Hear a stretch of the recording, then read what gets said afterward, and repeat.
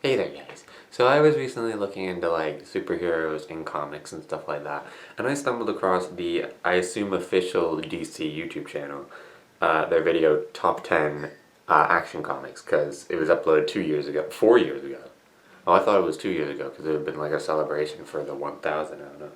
But if you type in DC Top 10 Action Comics, you get that one. Then you get the Top 10 Detective Comics. Then you get Top 10 Fighters, and then Top 10 Detectives. I like how it's like Top 10 Fighters who would belong in Action Comics, and then Detectives that would belong in Detective Comics. But for the Detectives, it's just detectives in comics in general. It's not just DC Comics or in Detective Comics or even Action Comics. It's just comics altogether, whereas Fighters is at least DC Comics. Then there's top 10 best DC stories of all time, and then there's a story about a bunch of people ruining their original Action Comics #1 on purpose. The thing that I wanted to say is that, so they have the top 10 Action Comics, I assume between #1 and number whatever it was on June 10th, 2016 is when it was uploaded. I also like to mention how I like how it has 38K views, which is the exact year that the first one came out, 1938.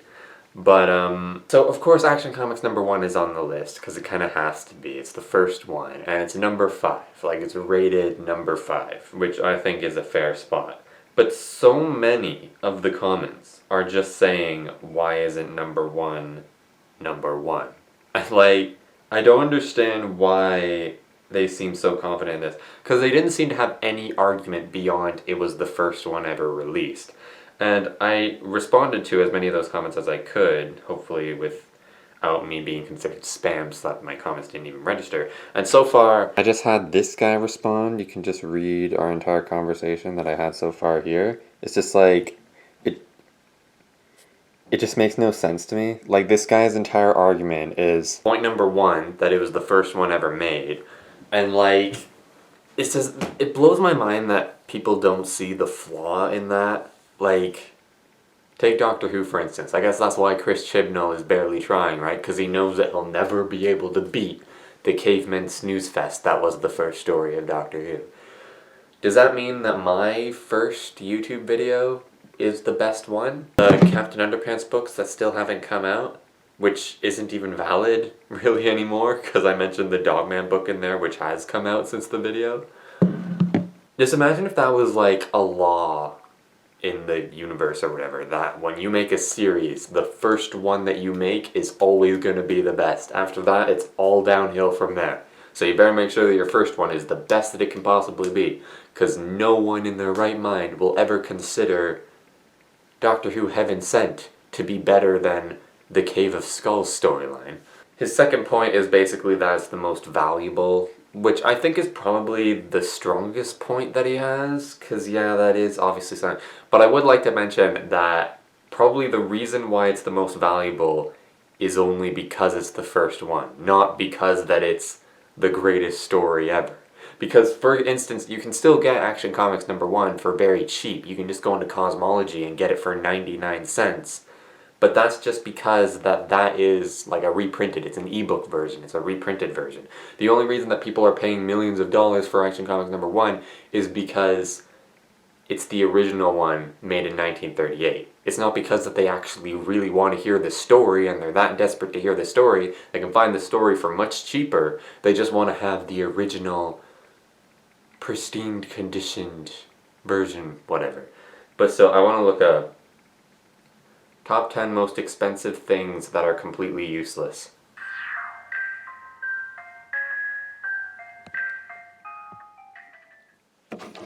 Okay, looks like we got a $14,000 tea bag, a $14,450 Lego block, 15,000 diamond contact lenses. Well, I mean, that's kind of... You get my point, right? You understand? Like, just because it's the most valuable doesn't mean that it's the best in storytelling-wise.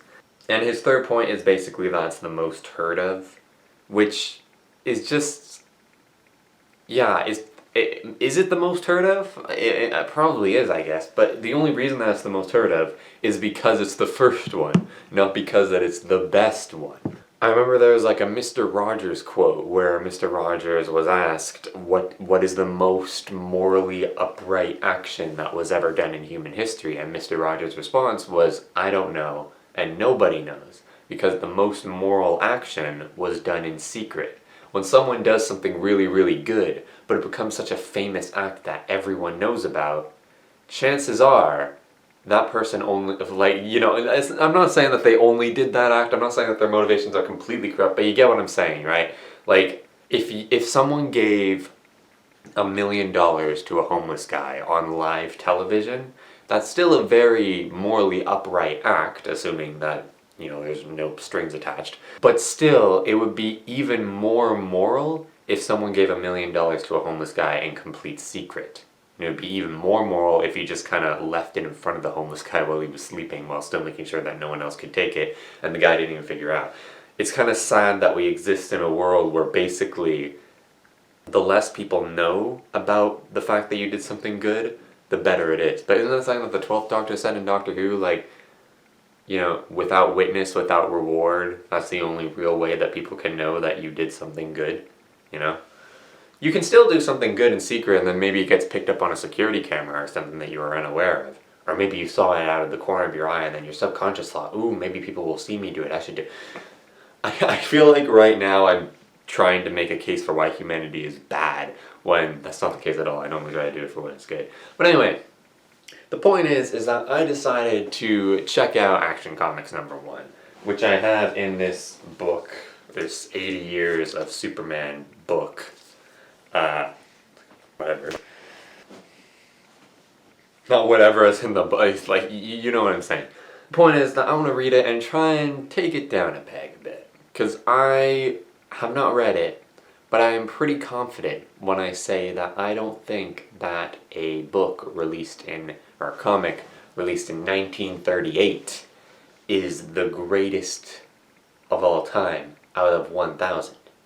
So let's check it out. I'm not sure how copywriting is with books. I've seen I used to freak out when I was reviewing the Captain Underpants books or whatever, but I never had any copyright issues with those. And there are some people who just make videos where they just flat out show the entirety of the book and they don't seem to have any issues, so hey, whatever. It's Action Comics #1. People are going to be buying it anyway for $3 million or whatever. Unfortunately, I don't have Action Comics #1 released way back in 1938 in pristine condition that wasn't destroyed on purpose by a coloring contest, whatever. Okay, so we're starting off with the cover here. Released in June 1938, #1, Action Comics. This title actually looks pretty cool. I want to say that's crap, but it's actually pretty good, especially for 1938 standards. You also have to take into account that it was made in 1938. Now, this is the iconic cover here. I remember when I didn't really know much about Superman, and I just saw this cover, and I had no idea it was the first one.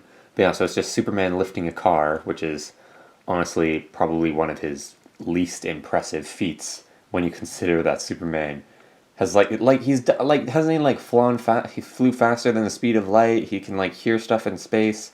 But this is the first one. It's just hard to imagine a time where people had no idea about Superman, and just the sight of a guy lifting a car blew their minds. You see this guy cowering in fear. He's clearly not under the car, because, you can kind of just tell that Superman's in front, but he is kind of scared of it. This guy looks like he's kind of just having a headache. He's not even wanting to look back, and this guy is just booking it. So, the first image that we have of Superman is him destroying a car, and people running for their lives. So, not a great start for the world's first superhero. So here we go on the first page, Superman by these guys.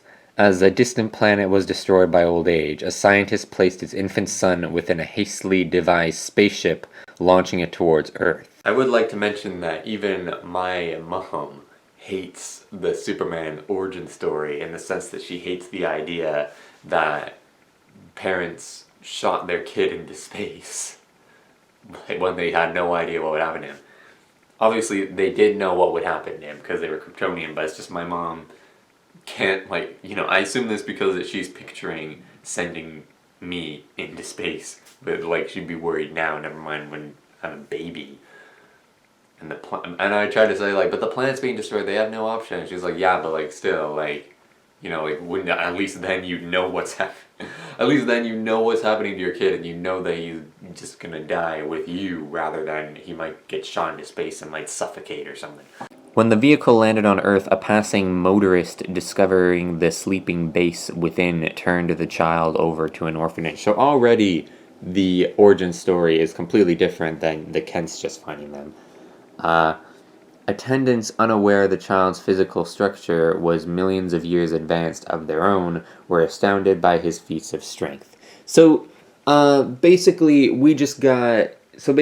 he's just an alien, and that's the reason for why. Like, they don't have the science of the sun and the earth or whatever, even though it's barely even science anyway. But, like, so they are just kind of making stuff up. They don't really seem to care about the origin here. They're just trying to explain stuff for the heck of it. He can leap 1/8 of a mile, which is very, very unimpressive compared to what Superman's normally seen as being able to do.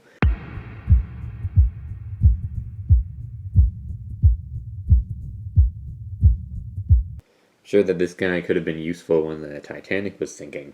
And I'd also like to mention that clearly Superman, the graphics here are just awful. Like this is the 80 Years book, and like we can flip ahead. Like, look at these graphics. These graphics are incredible. I just flipped to a random page. I don't know what the context of this is, but like you look at that and you look at this. It's like, yeah, it is 1938. They were just starting, but like, come on, man. If you're gonna say that, oh, it's the first one, therefore it's the best, then I should be allowed to say the graphics suck. Like, you can't even, like, it's the first image of Superman, and you can't even make out the S on his thing. Oh, so they do kind of explain some science here. They say, like, ants can lift stuff, but they don't really explain how Superman can. So the first act that Superman does here is he's trying to get an innocent woman off of being executed. And he busts down a guy's door. He carries him up the stairs against his will. The guy teases him for not being able to bust down the steel metal door, so he does take down the steel metal door, then kind of talks to this guy, and the guy holds a gun at him. I wonder if the gun's gonna kill him. I just like to mention how I love that these are like action comics, and like they're saying like, oh, there's 12 minutes to go, and then on the very next panel there's 9 minutes to go, and then after that they just kind of give up on the clock, and then the woman's life is saved or whatever. So his next heroic act is basically stopping this abusive guy from beating his wife, and Superman just kind of says to him, you're not fighting a woman now, which just kind of is just wrong to say, even though I know that he's saving her, but like, oh my god. So the guy tries to stab Superman, but just because you can kind of tell that it does look kind of different, but again, that might be just a change in graphics, so they kind of just tell you that the blade breaks under Superman's tough skin, even though, honestly, why couldn't you have at least tried to show that? I mean, I know that you're probably running short for time and was just tired of drawing stuff, but like, geez, man, we're only like on page, what even are we? Including the cover on page 1, 2, 3, 4, 5, 6, 7. So we're introduced to Lois Lane, and she's just the most hateful character that I've ever heard of. Clark Kent's basically saying, why do you always avoid me at the office? So he's not even like trying to flirt with her yet. He's just literally asking, why do you always avoid me?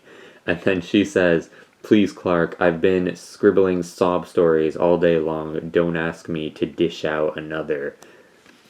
And this guy basically starts kind of harassing her or whatever, so she slaps him, and then he slaps him, and then he says, like, I really have no desire to fight back. And then Lois gets angry at him because he's apparently a coward, because he refused to punch a guy who just slapped him in the face. So really, Lois is just kind of just a jerk here. And here we actually get to what the cover was about. So basically these guys kidnap Lois, but still freak out when they are about to hit this guy, even though they don't really seem to care. Like, I don't even, like, are they criminal? Are they just bad guys? I don't know. I don't know. Like, maybe they're trying to develop these villains. It just seems weird that they're kidnapping someone and laughing about it, but then they freak out about possibly hitting someone on the road. I guess maybe just if they're caught, but like, what if they just do a hit and run and they just kind of book it? But then Superman rescues them, he grabs the bad guys, and then he just kind of smashes their car for no reason other than, I guess, revenge, as to say, like, ha, you messed with Lois, you messed with me, and now I'm just gonna break your car out of spite.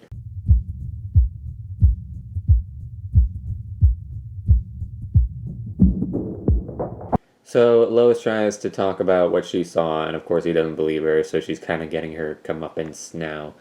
And Clark tries to apologize to her for refusing to punch someone, and Lois is just like, talk to the hand, or talk to the back of my head, I guess.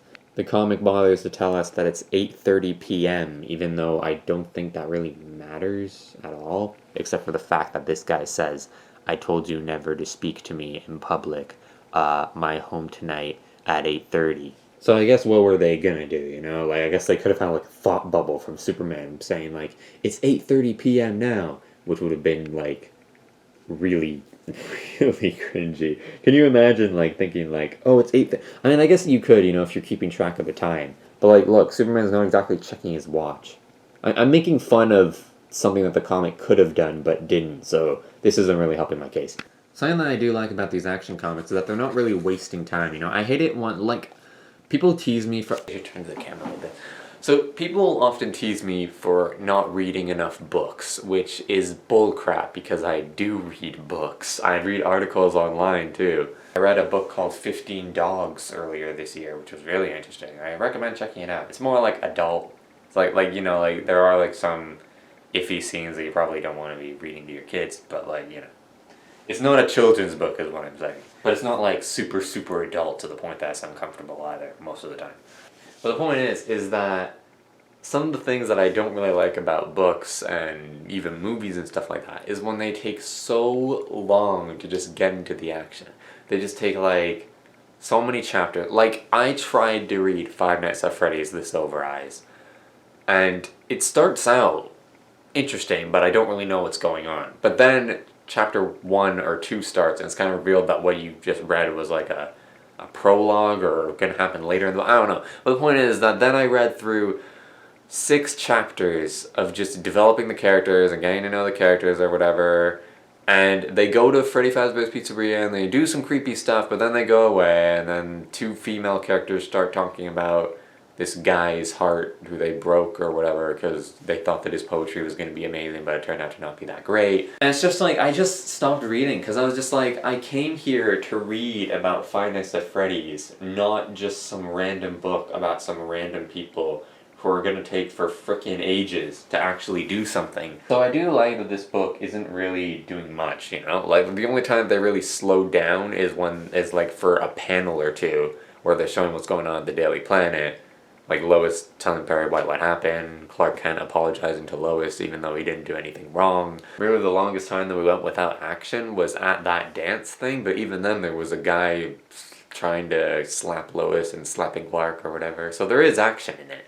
And the book ends with Superman walking on a telephone wire because he doesn't have the power of flight yet. And then he jumps and, oh, doggone it, he missed the building. So now they're gonna fall and die.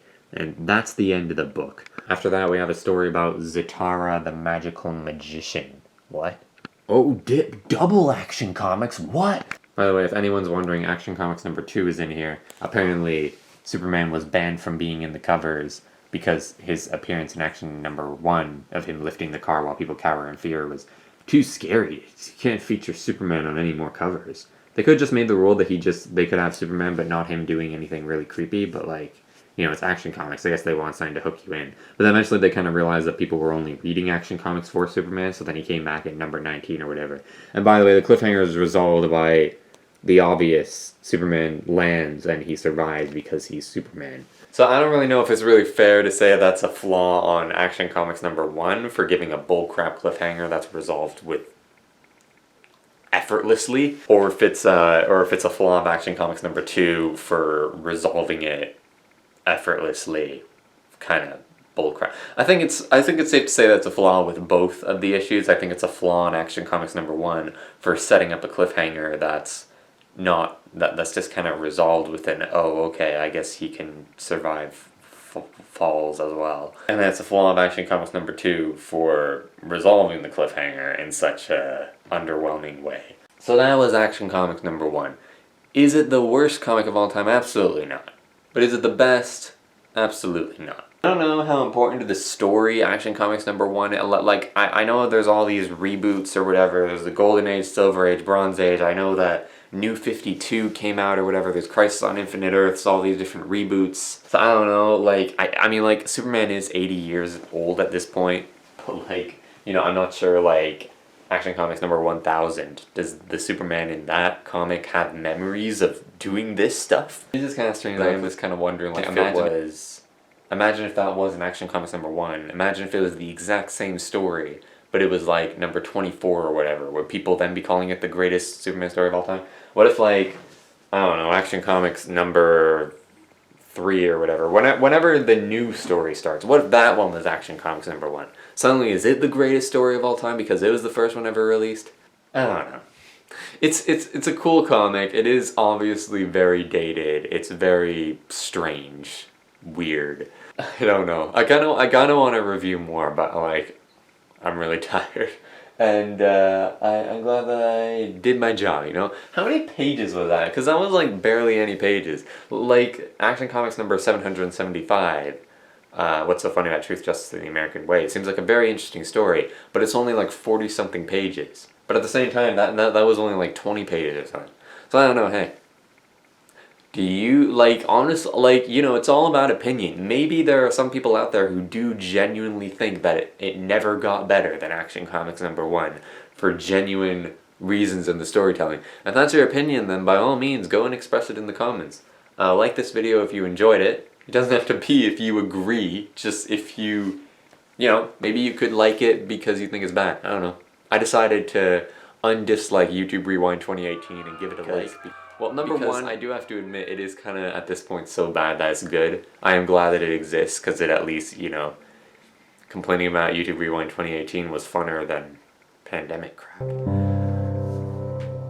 But also just because I kind of feel bad for them, you know? Because, like, it's not really their fault that they're so out of touch. I'm sure that they're, like, they just run a very complicated, big business. All their fans hate them. So they just release YouTube Rewind 2018 to try and express that they love their fans, and then it becomes the most disliked video in YouTube's history.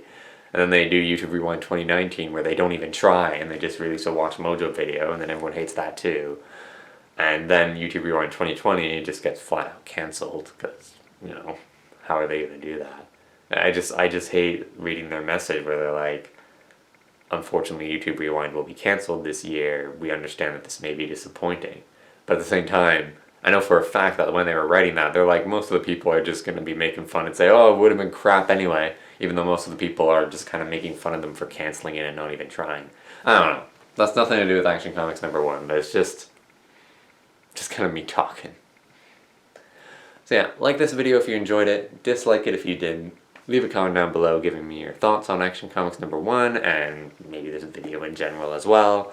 Subscribe so you know when next video comes out. Obviously I won't be making videos reviewing all 1,000 and something Action Comics, but you know, maybe I'll do some here. I think that I might like review like all the ones featured in this book and then maybe like review a few others here and there, whatever. I don't know.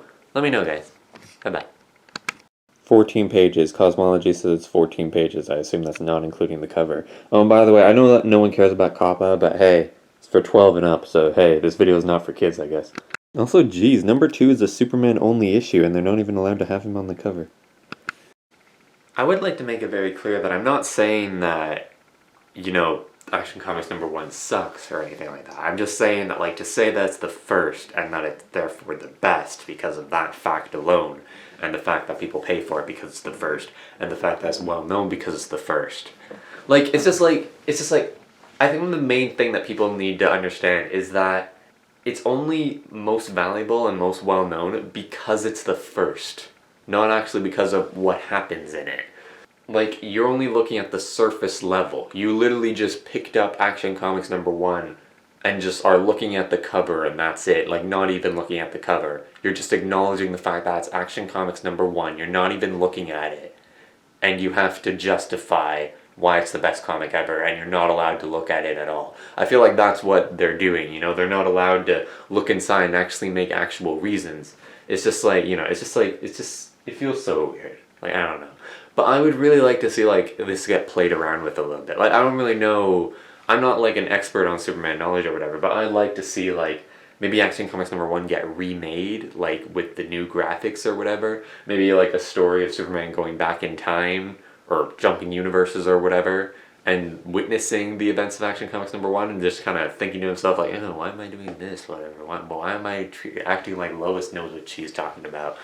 I'd like to see maybe like a movie or like a live action or animated short based around Action Comics #1, or like them going back in time and seeing Action Comics #1, people seeing it like Action Comics #1 happening like it's a documentary. I don't know. Go crazy, man. Do whatever you want. Or just leave Action Comics #1 as it is. I don't know, because it's so perfect. Hey there, guys. So I was recently looking into. I have to clear my throat. Hey there, guys. So I was recently.